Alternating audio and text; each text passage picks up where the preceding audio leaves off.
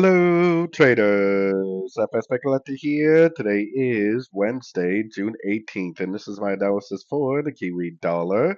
If you haven't done so yet, definitely do check out my free Discord group, link down here in the corner at the end of the video, and make sure to take a look at my website, fxpipcollector.com. Watch the video on my home screen to learn more.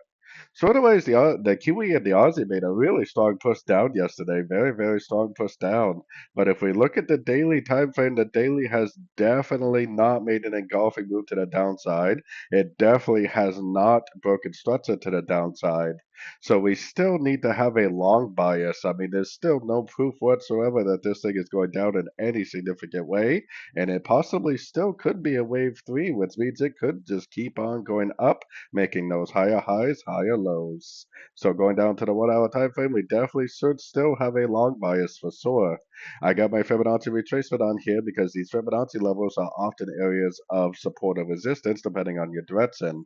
As you can see, the 38% definitely caused a little bit of a bounce, but for me personally, I definitely would be looking for longs in an uptrend still on the 1 hour time frame and below because the higher time frames are definitely still in an uptrend. Now, today is FOMC interest rate news, and that is a day when you possibly could get a turn on the higher time frames. I will be live streaming for the news event today on YouTube. So definitely make sure you stop in and check that out if you want to see my latest analysis on your favorite pairs. So anyways, don't forget to like and subscribe. And as always, thank you for watching and happy trading.